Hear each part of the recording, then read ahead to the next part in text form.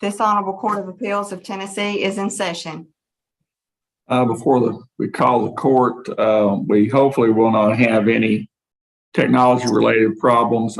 We've had a little bit of few difficulties because of the weather. I think there in Middle Tennessee, which you are about to share with us in East Tennessee. But if we do, everybody just take a deep breath and pause, and we'll work through it and get back on it. We'll hear from the appellant now, sir. You may proceed. Oh, okay. Yeah. Good afternoon, Your Honors.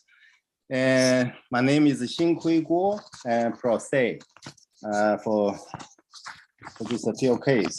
And the case original in circuit court is a malpractice case, and the court should find the favor in my argument because the appellant me and should be granted the motion for continuous summary judgment hearing, and second, the granted excuse me, should be granted the motion for amendment the case.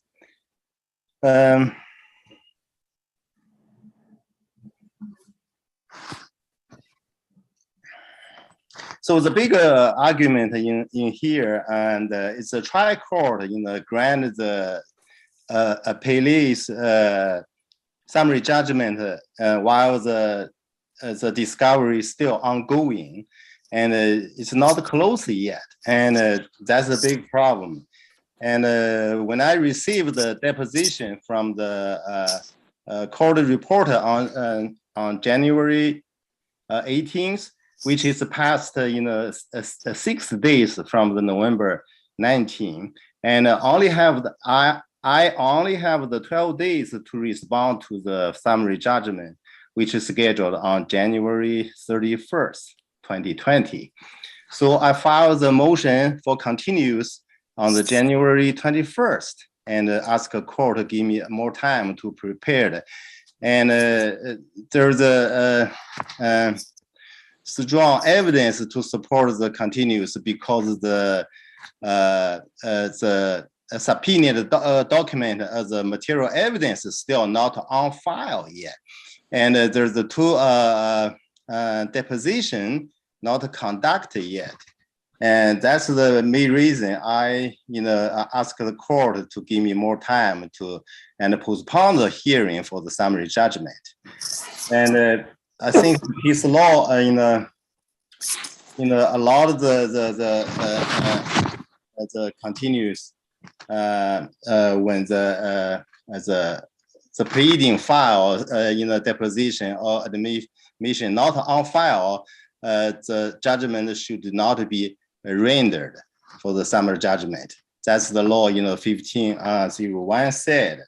And also the Tennessee Supreme Court adopted the use the same the summary judgment the law, and same to the federal. Now, federal civil procedure law 56 said a party may file the motion for summary judgment at any time until 30 days after the close of the all discovery, which means all discovery closed. Then either party can file the motion for summary judgment. In this case, it's a production, the document production still ongoing, and the judge, the trial judge still issues the order for the document production after the summary judgment granted to the appellee. And the latest order from the trial court is March 11, 2020, which after the summary judgment granted to the appellee, the court so the big problem here is the court didn't uphold the Rule 56, and also the case law said, and case law Lindsay versus the Miami the case law and the Tennessee Supreme Court the 1985 said the plaintiff should be given 30 days to prepare and respond to the summary judgment for any evidence, before ready on file. That's what the case law said. So I do not have this right. My right has been deprived by the circuit court, and the circuit court denies the motion to continue. And on the same day, on January 31st, 2020. So another dispute is appellant should be granted a motion for amend the case. And after appellant received the deposition on January 18 and also the March 18 from the subpoenaed records, I found that there was more misconduct from the appellee. So which needed to amend the case, and 3 more claims against him, which is the fraud, breach of contract, and defamation. And the last day close the discovery was on March 30, 2020. I filed the motion to amend is April 13, which only 2 weeks later close all the discovery process. So here's the motion and the denial. I said the previous already granted the summary judgment. To let me to refile the case, it's not giving me the right to amend the case. So that's another things I need the appeal court to hear and to for there's the case law said excuse me, the case law said the United States case law said Morris versus Slappy on the year 1983, who assessed that the denial of a continuous once continued denial the due process, which means I have my right on due process has been denied by the circuit court, which it's not a fair trial. Now, if I get more time to prepare the summary judgment, and as a result, would be different. And the fair trial is the essential. I need to be treated me fairly and according to the law and the rules. So like the summary judgment, court grant to the summary judgment. Summary judgment not based on the merit of the case, and is based on the procedure error and the wrong law used to deny the summary judgment and grant to the appeals. And the same thing to the counterclaim.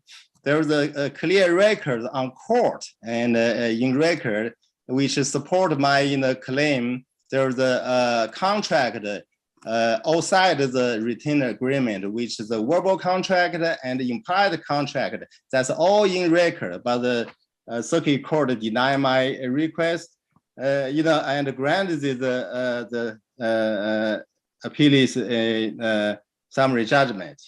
And the summary judgment is, the big issue the court used to deny my, to grant the appeals summary judgment is based on the appellant didn't respond undisputed fact. Actually, that in the motion for summary judgment did not serve to me, and all record in court approve my claim, and the appellate has never approved in court records, and it does not attempt to prove he served me. There's 3 ways to prove he served me, but none of the in record he can show to the appeal court.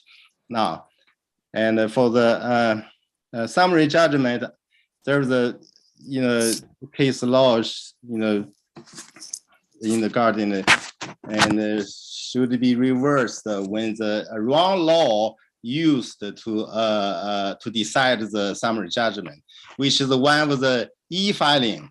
Davidson County Circuit Court e-filing system, and the judge used to grant appeals summary judgment, said that the summary judgment has been served. But actually, that law not effective until the next year, July 1st, 2020, and appellee served his third summary judgment on October 25th, 2019. In that year, this law not effective yet, not adopted by the law yet. So that law not supposed to use to grant the summary judgment. That's the issue. The law not suitable, and the wrong law used. And I think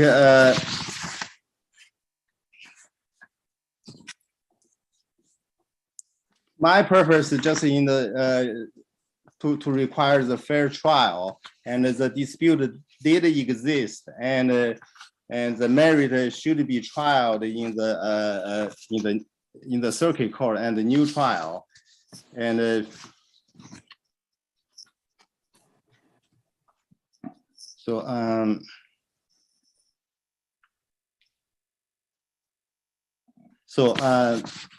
appellants ask the court to reverse the trial court orders and allowing the appellant to amend the case and have the new jury trial.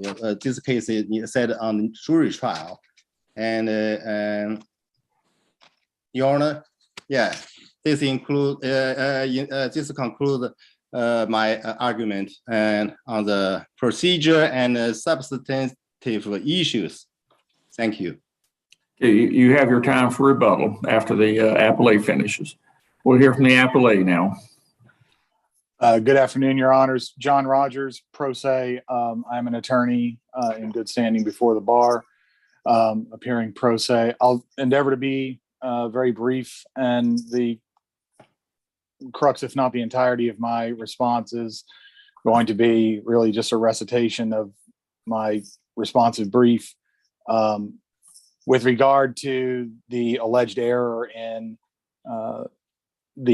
Judge Brothers not granting appellant's motion for a continuance. Well, actually, I'll start with amending appellant's action. First off, and fundamentally, the appellant, I might refer to him as the plaintiff, in which case I apologize.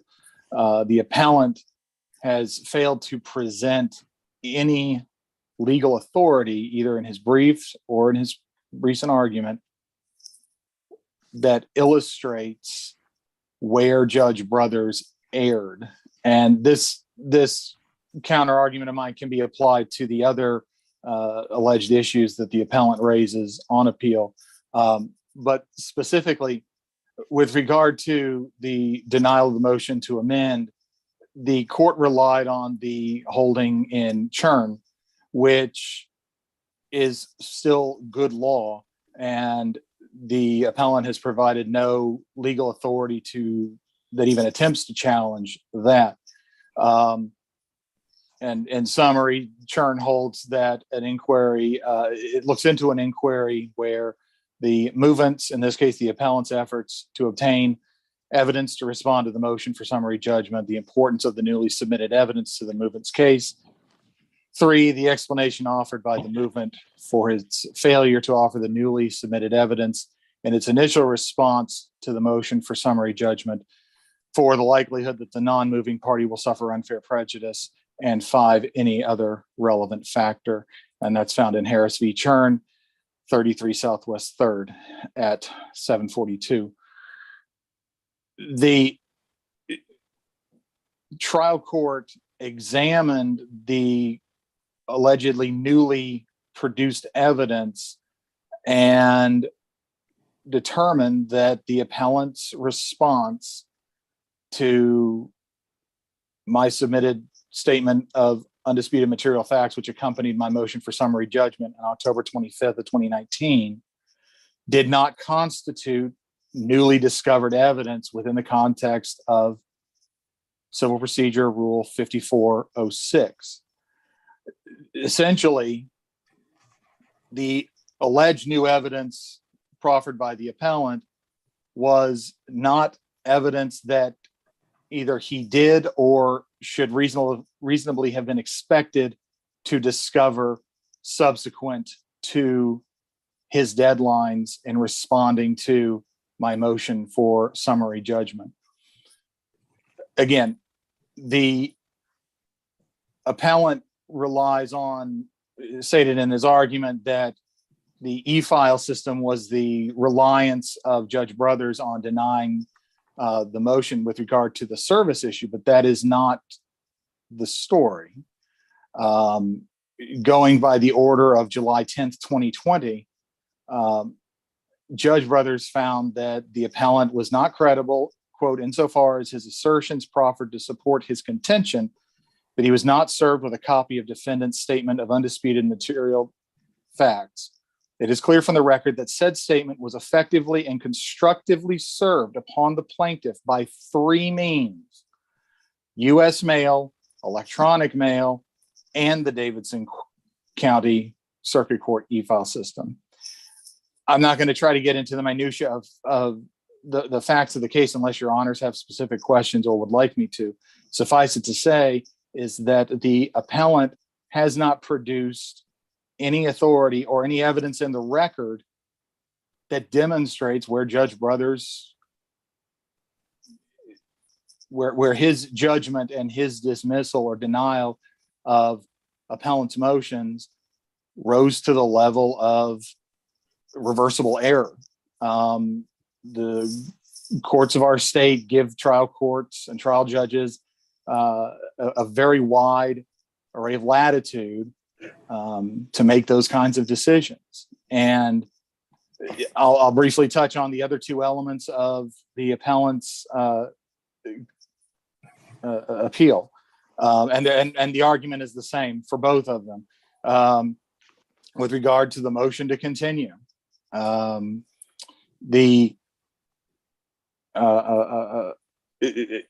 crux of the appellant's argument is that he's entitled to at least 30 days from the provision of his depositional record, which he alleges was received in January, a couple of weeks before the summary judgment hearing, approximately 2 weeks, I believe.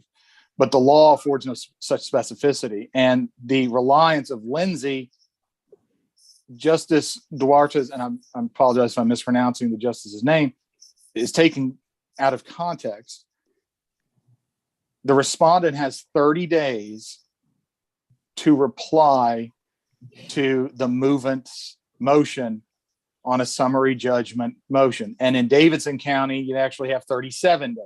Now, my motion was filed on October 25th of 2019, and the hearing for summary judgment was set for January 31st of 2020. That's much more than 37 days. There's no allowance for 30, or in case of Davidson County, 37 days from the receipt of everything that the non-moving party deems could be relevant and is therefore the determinant of when they can or cannot respond to the motion. The motion deadline is 37 days from, or I'm sorry, they have at least 30 days in Tennessee in general to respond. Not, and then the appellant has provided no legal argument or no authoritative sources to challenge that conclusion. And essentially, Your Honors, the argument for the denial of my motion for summary judgment and the granting of my motion for summary, or I'm sorry, the granting of both of my motions for summary judgment, one for my counterclaim and one against his original claim, my argument is going to be exactly the same. So for the sake of avoiding redundancy, unless your honors have any specific questions, that concludes my argument. Thank you. I hear none. We'll hear from you, sir, in your rebuttal. Okay, your honors, and respond first amending the case, and appellant, fully, met the requirement on the case U.S. Bank versus Tennessee Farmers Mutual Insurance, which is Tennessee appeal court case 2012, which said a previous unavailable evidence become available, which is I discovered the misconduct from January 18, the deposition transcript. That's available to me only 12 days. And for the second, for the service from U.S. Mail, I state clearly in the brief, and there's no record. We speak to record, no record in mail, and not right in the email. And the number 3 for the Davidson County e-filing system, which is not in law yet by the October 25th, 2019. And speak to the Lindsay case law. Lindsay case law, I think, is matched the federal law rule 56, which is all the discovery finished after 30 days, you can file the motion summary judgment. In this case, the discovery is still ongoing for another 2 months, after grant to the appeals in the summary judgment. There's more evidence that came out, after is subpoenaed as a record. And the case, I think, almost same to the federal rule 56, which allowed close the discovery after 30 days. Either party can file the motion for summary judgment. So finally, the judge speak to me on the open court said non-credibility. I think this is a personal opinion. There's no basis how this word came out. I speak to all records. I write in brief is the court pleading. There are no other things that I can escalate. Everything plead in affidavit and the solid record. So I don't know, the judge's opinion to me is not credible. That's I think a personal opinion. Yeah, I finished, Your Honor. Thank you. Thanks to both sides for your argument. You may already understand, you may already know what the procedure is from here, but let me state it to be sure that everybody is on the same page. Court will take your appeal under advisement and will reach a decision. Then we'll prepare a written opinion and a judgment, and we'll send it to you and Mr. Rogers at the same time. So, of course, thanks to both sides. If you would please adjourn court for this session. Thank you, Your Honors. Thank This you, Your honorable Honor. court stands adjourned.